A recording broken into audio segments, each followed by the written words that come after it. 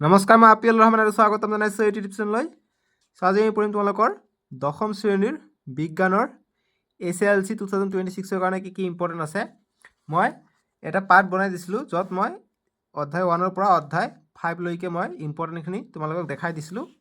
আজি আমি যি অধ্যায় 6 to 9 বায়'লজি ছেকশ্যন আছে, 6 to 9 1 2 3 4 চাৰিটা পাঠ আছে।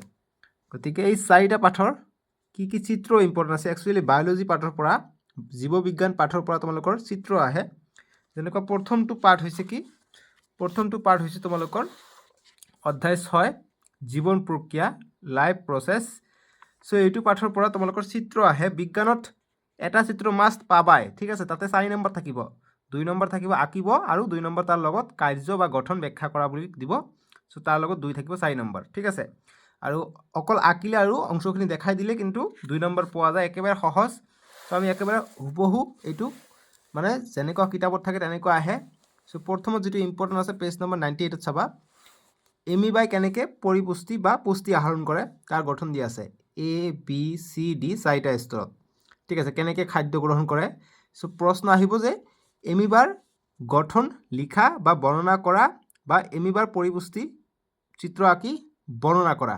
চ' গতিকে চিত্ৰটো আঁকিব লাগিব, আৰু এমিবাই কেনেকৈ কুটপথৰ সহায়ত খাদ্য খায় সেইটো আমাক বৰ্ণনা কৰিব লাগিব, ঠিক আছে। চ' এইটো আমি টপিক পঢ়িলে আমি ইয়াৰ বৰ্ণনাখিনি পাই যাম।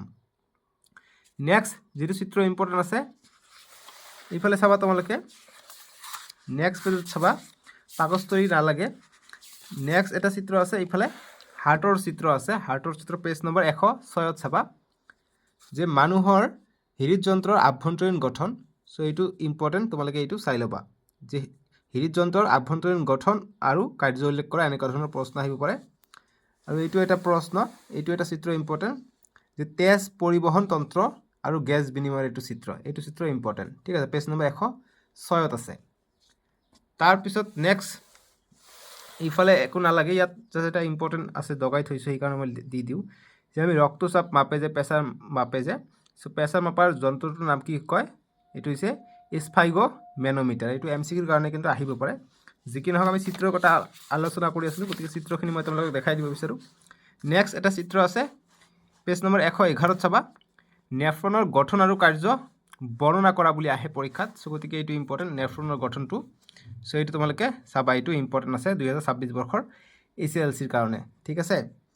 নেক্সট তোমালোকক যদি মই দেখাব যাওঁ, চ' অনুশীলনীৰ MCQ কেইটা পঢ়িবা, কিন্তু এইবিলাক হুবহু কমন পৰি যায়।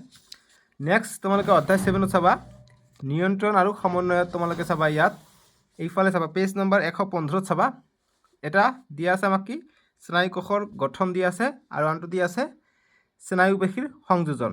চ' স্নায়ু কোষৰ গঠন নহ'লে স্নায়ু কোষৰ সংযোজন, দুটাৰ ভিতৰত খুবেই এটা ইম্পৰ্টেণ্ট হৈ যায় পৰীক্ষাত, গঠন আৰু কাৰ্য, ঠিক আছে। তাৰপিছত নেক্সট এইবিলাক নালাগে, ইম্পৰ্টেণ্টখিনি মই তোমালোকক দেখাই দি আছোঁ। বহুতে কৈ আছে ছাৰ মগজুৰ চিত্ৰ আহিব নেকি। মগজুৰ চিত্ৰ এইবাৰৰ কাৰণে ইম্পৰ্টেণ্ট আছে, ঠিক আছে। গতিকে মানুহৰ মস্তিষ্কৰ চিত্ৰটো তোমালোকে অকণমান প্ৰেক্টিছ কৰিবা, বুজি পাইছানে। নেক্সট যদি যাওঁ, নেক্সট তোমালোকক লাগিব, এইবিলাক নালাগে। চেপ্টাৰ 8ত চাবা তোমালোকে, চেপ্টাৰ 8ত অধ্যায় 8ত তোমালোকে চাবলৈ পাবা, এইফালে জবা ফুলৰ দীৰ্ঘচ্ছেদ এটা চাব পাবা, পেজ নম্বৰ 134ত।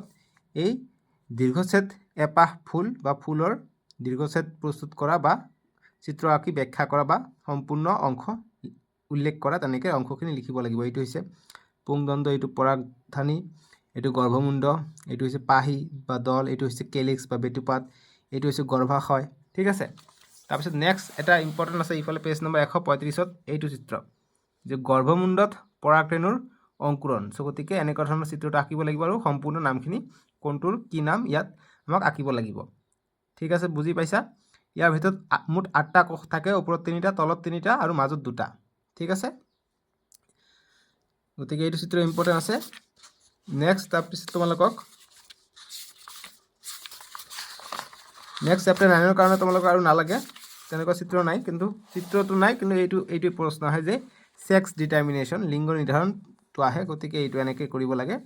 সো এইটো চিত্ৰৰ 2 নম্বৰৰ কাৰণে আহিব পাৰে সেক্স ডিটাৰমিনেশ্যনটো ঠিক আছে এইটো চিত্ৰৰ আণ্ডাৰত নপৰে তথাপি এনে কৈ দিলোঁ গতিকে এইটো চিত্ৰৰ আণ্ডাৰত নপৰে এইটো ধৰি লওক চিত্ৰৰ কাৰণে মই ইম্পৰ্টেণ্ট দিয়া নাই বাকী যিখিনি আছে সেইখিনি ইম্পৰ্টেণ্ট দিলোঁ কিন্তু এক্সট্ৰা 2 নম্বৰৰ কাৰণে এইটো ইম্পৰ্টেণ্ট হৈ যায় লিংগ নিৰ্ধাৰণটো ঠিক আছে আৰু নেক্সট তোমালোকৰ তেনেকুৱা ইম্পৰ্টেণ্ট চিত্ৰ নাই সো গতিকে আৰু ইম্পৰ্টেণ্ট নাই ঠিক আছে সো গতিকে আমি নেক্সট ভিডিঅ'ত তোমালোকৰ অধ্যায় 10টো কৰিম ডেছক্ৰিপশ্যনত পাই যাবা পোহৰৰ প্ৰতিফলন আৰু প্ৰতিসৰণ সো চিত্ৰ মুঠতে বায়'লজি পাঠৰ পৰা আহে সো ফিজিক্স পাঠৰ পৰা নাহে সো নেক্সট ভিডিঅ'ত তোমালোকৰ মই চেপ্টাৰ 6ৰ পৰা চেপ্টাৰ 16 লৈকে ধুনীয়াকৈ কি ইম্পৰ্টেণ্ট MCQ সো গতিকে এইটো নেক্সট ভিডিঅ'ত পাবা চেপ্টাৰ 6 অফ ইনক্লুড থাকিব মুঠতে নেক্সট যিটো পাৰ্ট বনাম এইটো সম্পূৰ্ণৰ কাৰণে বনাম ঠিক আছে য'ত তোমালোকে পাবা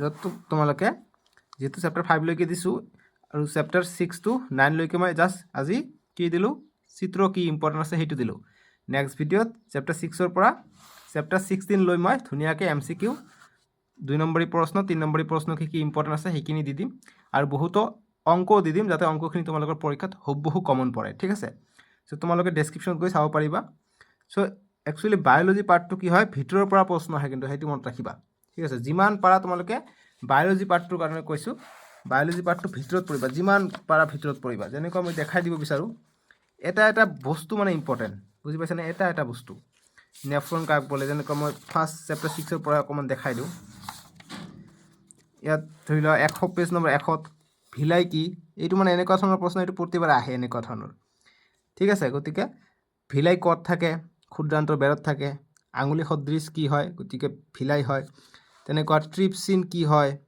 ইমালচিফিকেশ্যন কাক বোলে ঠিক আছে গতিকে এনেকুৱা সৰু সৰু বস্তু আমাক ভিতৰৰ বস্তু পঢ়িলেহে আমি জানিব পাৰিম ঠিক আছে নহ'লে কিন্তু নাজানিম সো পিত্তৰস কি হয় তাৰপিছত অগ্নাশয় কি গ্ৰন্থি নিঃসৰণ কৰে তেনেকুৱা যকৃতে কি গ্ৰন্থি বা কি ৰস নিঃসৰণ কৰে তেনেকুৱা ধৰণৰ প্ৰশ্ন আহে কিন্তু বুজি পাইছা সো গতিকে নেক্সট এটা প্ৰশ্ন ভিতৰৰ প্ৰশ্ন বনাই দিয়া সেইকাৰণে কৈছোঁ ভিতৰৰ মানে বস্তুখিনি পঢ়িব লাগে ভিতৰৰ প্ৰশ্ন কেনেকৈ বনাই দিয়ে চাবা ইয়াত যিটো স্পেনক্টাৰ আছে এইটো কি হয় তোমালোকে ইয়াত পঢ়া বুজি পাবা যে পাকস্থলীৰ পৰা অৰ্ধপাচিত হোৱা খাদ্য স্পিনিক্টাৰ পেশীৰ সংকোচনৰ দ্বাৰা পাচক নলীৰ পাছৰ অংশ ক্ষুদ্ৰান্তলৈ প্ৰেৰণ হয় সো গতিকে এইটো কথা কি কৰি দিব MCQ হিচাপে যে পাকস্থলীৰ পৰা অৰ্ধপাচিত হোৱা খাদ্য কোনটো পেশীৰ সংকোচনৰ দ্বাৰা ক্ষুদ্ৰান্তলৈ প্ৰেৰণ হয় সো এইটো কি হ'ব কোনটো পেশীৰ স্ফিনক্টাৰ ঠিক আছে স্ফিনক্টাৰ পেশীৰ সংকোচনৰ দ্বাৰা সো গতিকে বস্তুখিনি যেতিয়া ভিতৰত তোমালোকে পঢ়িবা তেতিয়াহে জানিবা বুজি পাইছানে প্ৰতিটো পাঠতে যেতিয়া আমি বস্তুখিনি পঢ়িম তেতিয়া আমাৰ প্ৰতিটো বস্তু আমাক মনত ৰাখিব লাগিব তেতিয়াহে আমি পৰীক্ষাত ভাল নম্বৰ পাম এইটো প্ৰতিটো পাঠে আমাৰ ইম্পৰ্টেণ্ট ঠিক আছে যেনেকুৱা উদাহৰণ আহিব পাৰে MCQ হিচাপে যে পৰপোষিত পুষ্টি হিটেৰট্ৰফিক নিউট্ৰিশ্যন গতিকে তলৰ কোনটো পৰপোষিত পুষ্টিৰ উদাহৰণ নহয় সো পৰপোষিত পুষ্টি কি আছে আকাশীলতা চিকৰা ওকণি যোগ ফিতাপেলু গতিকে এইবিলাক হৈছে পৰপোষিত পুষ্টি তাৰ ভিতৰত যিকোনো এটা বেলেগ দিব যিটো সপোষিত সেইটোত আমাক টিক দিব লাগিব ঠিক আছে গতিকে এক্সাম্পল কেইটা খুবেই ইম্পৰ্টেণ্ট হৈ যায় বুজি পাইছেনে তাৰপিছত যি এমিবাৰ ভৰি থাকে নে ফুট নাথাকে তেওঁৰ যিটো কুটপথ থাকে এইটো এটা কি হয় ফলছ হয় গতিকে মই দেখাই দিওঁ তাৰপিছত নেক্সট এটা প্ৰশ্ন যি ফুড ভেকুলৰ কথা আছে খাদ্য ৰিক্তিকা সো গতিকে এমিবাৰ কিন্তু ফুড ভেকিউল থাকে খাদ্য ৰিক্তিকা থাকে ঠিক আছে সো গতিকে এইটো কুটপথৰ সহায়ত খাদ্য সংগ্ৰহ কৰি